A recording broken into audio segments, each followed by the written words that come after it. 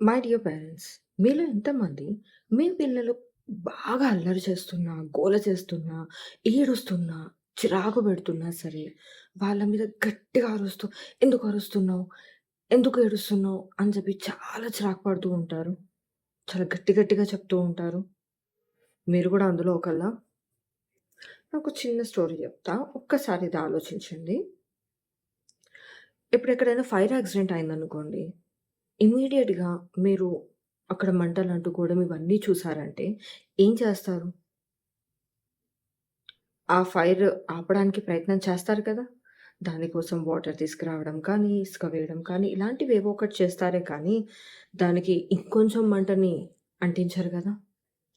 మరి అలాగే మీ పిల్లలు అరుస్తూ ఉన్నా కానీ, ఏడుస్తూ ఉన్నా, వాళ్ళు చాలా చికాకు చేస్తూ ఉన్నా, మీరు కూడా అదే వాయిస్ మెయింటైన్ చేసి గట్టి గట్టిగా అరవకు, ఏడవకు, ఎందుకు ఏడుస్తున్నావు అని అదే ఫైర్‌ని మీలో చూపిస్తే మీ పిల్లలు వింటారనుకుంటున్నారా?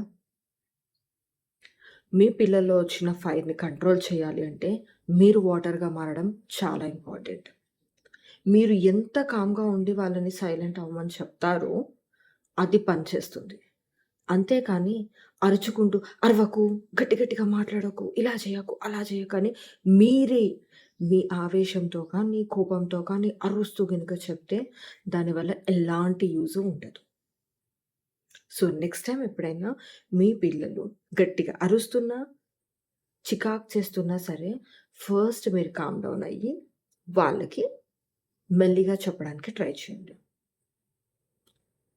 ఇలాంటి ఇంట్రెస్టింగ్ థింగ్స్‌ని మీరు తెలుసుకోవాలనుకున్నా, మిమ్మల్ని మీరు ఎలా కామ్ చేసుకోవాలి, మీ పిల్లలతో మీ కనెక్షన్‌ని ఇంకా బెటర్‌గా ఎలా చేసుకోవాలి అనే దాని గురించి మీరు బాగా తెలుసుకోవాలని ట్రై చేస్తే మాత్రం బయోలో ఉన్న మన లింక్‌ని క్లిక్ చేసి వాట్సాప్ కమ్యూనిటీలో యాడ్ అయిపోండి.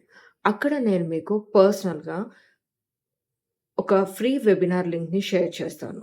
సో థాట్ మీరు ఆ వెబినార్‌లో ఇంకా చాలా విషయాల గురించి నేర్చుకుంటూ, మీ కనెక్షన్ మీ పిల్లలతోటి బెటర్‌గా చేసుకోవచ్చు. At the same time me emotions మీద గూడా మీకు కంట్రోల్‌ని మెయింటైన్ చేయొచ్చు.